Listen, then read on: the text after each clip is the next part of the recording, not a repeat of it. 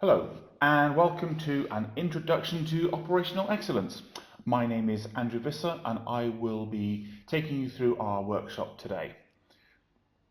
So, what are we going to cover? Here's our agenda. We're going to cover what is operational excellence, what do we actually mean, some objectives for the workshop today, a little bit about the sample company that we're going to be talking about.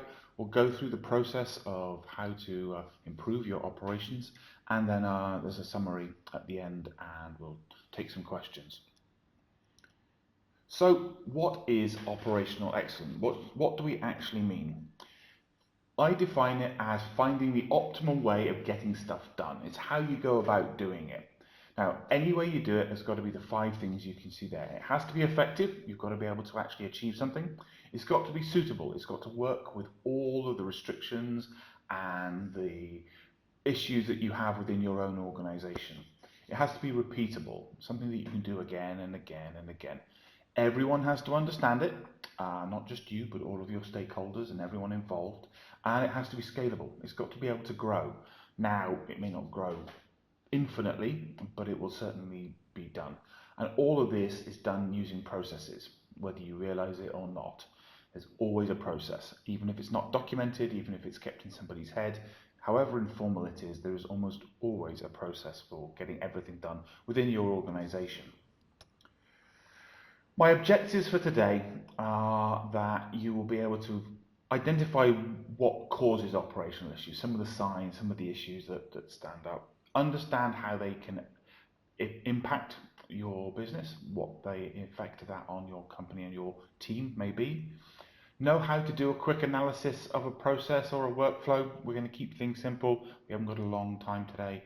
If you want to get into more detail, there is a longer course that we are planning. And you'll be able to design and deploy simple workflows, how to get some stuff done and how to make some simple changes.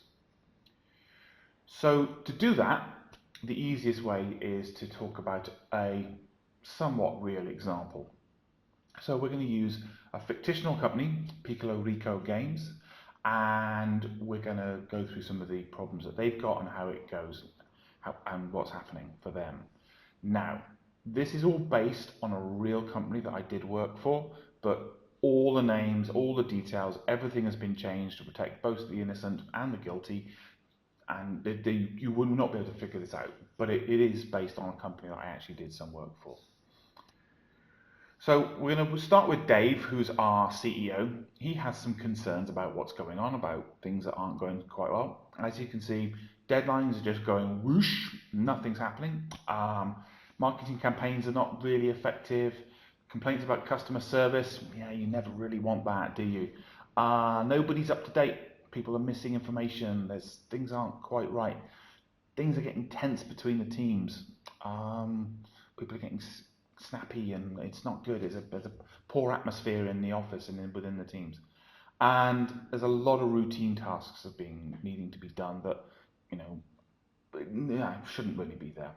These are all signs that there's a process issue, there's an operations issue somewhere underneath all of these things. And we'll go into the reasons for some of them as we go through the rest of this workshop.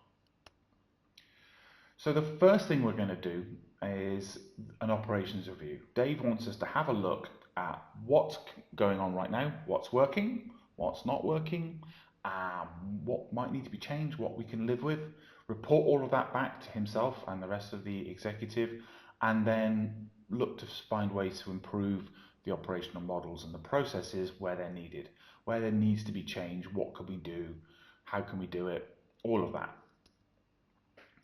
So there is a process for reviewing processes. Of course there is. I use a 3-step process. This seems to work very well for my client base, and please feel free to use it. I have the 3 stages here. Discover what's going on, document everything, discuss that with everybody, design, come up with new ideas, new ways of doing things, decide which way you're going to do it, deploy it out there, get it used, and then let's get some data back on what's working or not working and how well that's improved things. So, step 1, discover, document, discuss. What do you have now? What's the current situation? Do you have any data for any of this? It's going to be good things and there's going to be bad things. It's not all going to be bad, it's never all bad, but it's important to understand what is working and what isn't working. And for things that aren't working, why are they not working? Why are things done that way?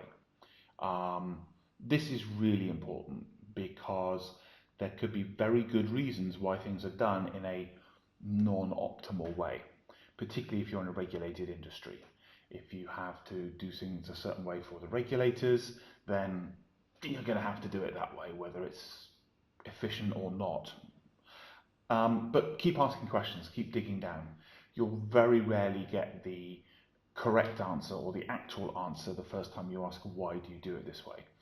Essentially, you turn into a 5-year-old child. If you've ever hung around with a 5-year-old child, and my son was like this when he was this age, why was his most favourite question. I got that all the time. Why is it like that? Why do we have to do this? Why are you doing this? Like, why?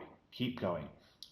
There's a theory on this called 5 whys, and it takes 5 why type questions to get to the actual answer and the actual reason that it's doing it. It's been done that way. So that's one part of it. And you will almost certainly at some point come across somebody who will say, well, we've always done it that way. We don't know why it's done that way. It's just always been done that way. That is so common, it's just not even funny. Nobody says anymore, well, we've always done it that way, because they know better than to say that, but that's essentially what it will be. How you go about doing all of this, I use a lot of one-to-one meetings. People are more comfortable being open about problems and about issues in smaller groups. You can do workshops if you want to talk to a larger group of people, carry out surveys, use suggestion forms, whatever. Lots of different ways of doing that, and depends on how your organisation is structured and the scale of your organisation as to what the best way of doing that is. As I said, look at what isn't working. It's not going to be all bad. And things that are working, understand why it works well, what's good about it. Document everything, especially any data that you've got. Odds are that a lot of your processes aren't documented, whether they're good or bad. Chance to do that, put them all into a document, user flow diagrams, whatever. Just get it out there. And then discuss all of this with all the stakeholders. My current record for stakeholders is 45 stakeholders, I believe it was, for one particular group. It was over 40. And we talked to them all about all the different things that we found, because they will have a very narrow view of what's going on. They will just see their bit of it, and their bits that they need, their things they're not getting on time, their things that aren't working. You need to give them the bigger picture. And there's a good chance that nobody's done that until you start talking to them. So let's talk about the process that we're actually going to review for Piccolo Rico Games. It's a product release process. So getting new things out the door, getting new games out, getting new features or functions out, basically a product release process. There are several key teams involved: the product management team, the technical development teams, marketing and customer support. You'd be amazed how often customer support isn't included, and that was one of the things that we ran into here, but you'll see more of that in a minute. So here's the release process of the stakeholders. We've got our head of product and our product managers, the head of marketing, marketing coordinators. It's great to see more of those. Customer support, the manager of the team and the team leads, the technical and development, the CTO, the dev team. You might have DevOps in there, you may have a release manager in there. In this particular case, we didn't, it was just the people we had. And then finance, BI, account managers, those people might also be involved. In this particular case that we're talking about, the BI team were involved, finance were peripherally involved, and the account managers were not as involved as they should be, let's put it that way. So let's talk about some of the tools that they're using. You have tools, whether you understand it in that way or not. You might just be using Google Docs and Sheets, as you can see is quite the case for quite a few teams here. The marketing team used Monday.com. If you've not used that before, that's a project tracking type tool.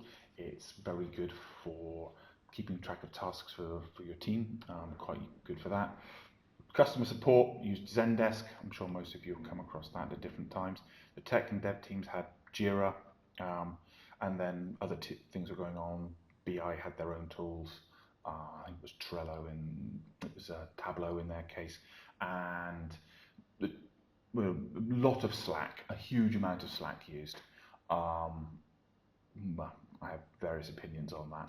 So at the end of all of the discussions with the various teams, I put together a report on what was happening and what was going on. I'm not going to go into that in much detail. The whole thing was 30 pages, but let's just talk a little bit about what was happening at a high level. So here's one of the diagrams that I put in that report for the product release. This is the basic product release flow.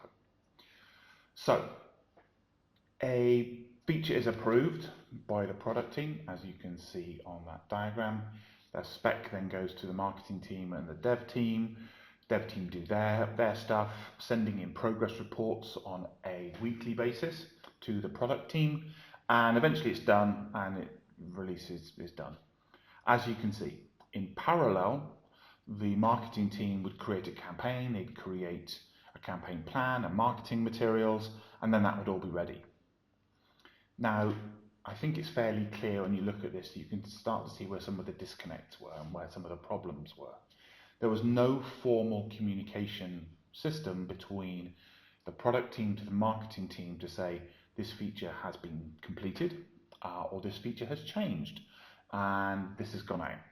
And there was absolutely no communication with the customer support team on what features were going out, when they were going out, what the marketing campaigns were going to be around those features, if any, and they were completely kept in the dark. And that happens a lot, and that's quite a big problem. So the result of all of this is that marketing campaigns weren't coordinated with the release, so there was a complete lack of impact. If the marketing campaign, when it did go out, the customer support had no idea what was going on, so if customers had questions, they were unable to answer any of them, and just general level of chaos. This causes a huge amount of stress between all these different teams. The customer support team feel that marketing just dropped them in the smelly stuff. Marketing and customer support feel that product don't really support them or help them with anything. And the tech guys are just like, this has nothing to do with us, we're just writing code. So now let's move on to, okay, how do we improve this? What can we change? What can we make better? So the design and decide stage. Before you embark on that, have a goal. What do you actually want it to look like? What are you trying to achieve? There are a couple of ways of doing this. One way is to have a sort of a blue sky idea. How would I do this if I was building this from scratch? You're not. You've got to deal with the reality of what's on the ground. But if you were building it from scratch, how would you do it? Any process that you create has got to actually have some value to it. It's got to do something useful. Any steps in that process need to be valuable. Work in collaboration with all of your stakeholders.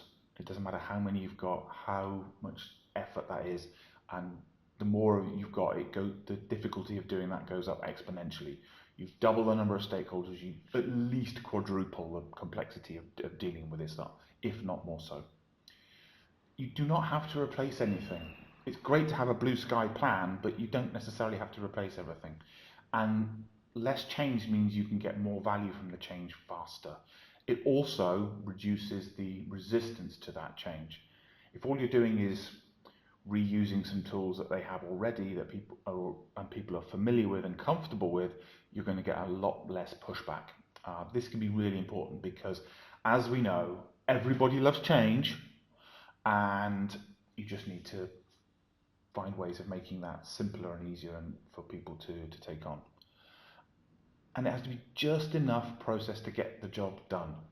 Keep it simple. You do not need to overcomplicate things. You do not need to cover every single possible eventuality that might perhaps happen at some point for that team or within that workflow. It's an 80-20 rule almost. You can probably cover 85-90% of all of the things that a team does with the process If there are a few things that happen occasionally that you don't include because there's some weird external thing that happens, or the CEO wants to do things, when he has an idea, he wants to do it differently, there will be exceptions to the process. You have to expect that and understand that. The goal is not to deal with every possible exception, but to deal with the vast majority of the things that happen on the team. If you end up with a very complicated design, with a very complicated thing, you've probably put in too many different ideas, there's too many different paths through the process, then you've probably tried to account for some things that are not necessarily useful or are things that don't happen very often. So, having gone through that process and having talked to all the stakeholders, this is the new product release process that I proposed for Piccolo Rico games. The feature is approved. The spec goes off to development. That doesn't really change. The only difference they have is that that is actually connected to a dashboard, so that they aren't constantly sending weekly updates. So this is the new product release process for Piccolo Rico games. As you can see, it has a few more steps in it. It's perhaps slightly more complicated than the other one, but it's actually a lot more powerful and in some ways simpler and easier to use. So just as before, the feature gets approved, goes to the development team, they have to get the feature spec documents, they do their development, their QA and all the rest of it. The only difference they have is that they aren't doing the weekly update emails and the updates to product on what's happening. That's all handled in a dashboard. Much more efficient. They aren't spending a lot more time trying to pull all that stuff together, which, as anyone who's ever done it knows, they take a lot of time, a lot of effort, and they're out of date 5 minutes after you've sent them, if not sooner. The marketing team also get the feature spec. They can do their campaign planning, they can have all their materials ready, they can sort all of that out, and they can also see the progress on the dashboard. So if they need to change things or review things, they've got a chance to do that. And they will also get a notification through the dashboard when that feature is done, so they can then launch the campaign when it's ready to, when the feature is released. I've just simplified it slightly here. Feature done means it's out the door and being released. So there's a little bit of coordination there, but it's just to make things a little simpler for this diagram. Also, our customer support teams see this, so they get to see what the feature is going to actually do. They can then create explainer documents, both for internal and external use, to send to customers, to train their customer service team, whatever. They see the updates from the dashboard. If they need to change things or update things, they can do that. They can make those review. And then they're ready. They know when the feature is ready to go out. I didn't put that on this diagram, but they can see that it's done, it's going in this release, and they know when it's all going to happen. Much clearer, much simpler, less work for pretty much everybody involved, and none of this is in a Slack channel.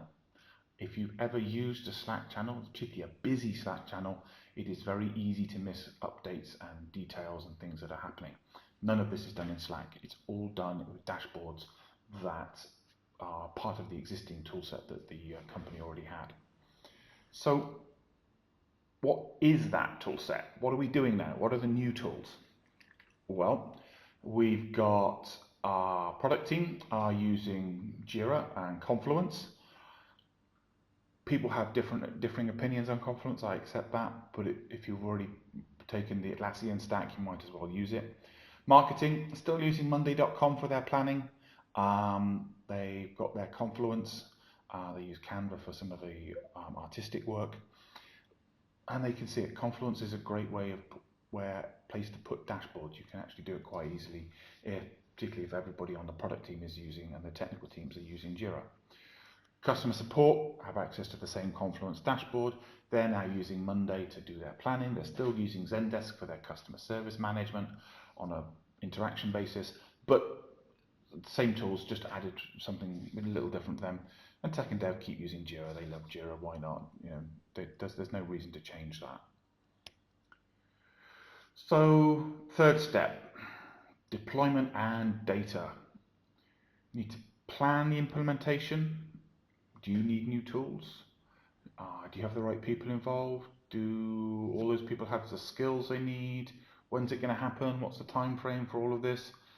All of this has to be agreed with all the stakeholders, um, because in an ideal world, you'd make the change incrementally.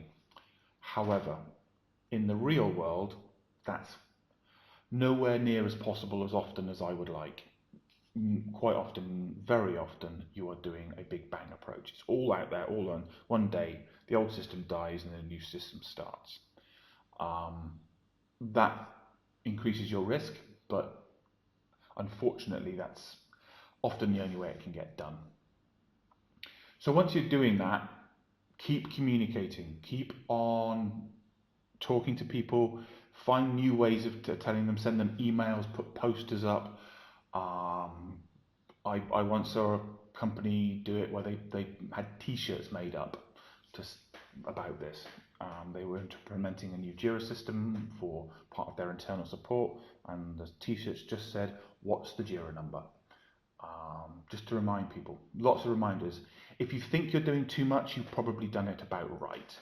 If anyone comes up to you and says, "I know about this already, please stop telling me," brilliant, you've done your job. They now know they have got no excuse for missing this. Once it's out there, monitor. Are there any unexpected problems? Is there something not working the way you expected? Look at the KPIs, look at the information that's coming back. Have the customer satisfaction numbers gone up? Are marketing campaigns being a bit more effective? Are you getting better reviews online? Whatever it might be that you're using, keep an eye on those. See if it's happening, check it's working, see if you've got everything that you actually want. Now, I know from experience that in any presentation or any workshop, most people are only going to remember 3 to 5 things. You're not going to remember all of the details of this presentation. That's okay. So here are my 5 things that I want you to remember. Start by understanding why. Seek first to understand why. What is the current situation? Get to the real whys. This is so important. Understand really why something is done that way. Engage with all of the stakeholders and keep asking people if there's more stakeholders. Who else should I be talking to? Keep the design simple. Don't overcomplicate it. Don't put in too much detail. Don't try and be all things to all people all the time. Just deal with what's in front of you. And over communicate. As I was just saying, you cannot communicate too much about any changes. It's inevitable that people will miss stuff. Just keep talking to them. So that's it. That's my summary. And with that, are there any questions?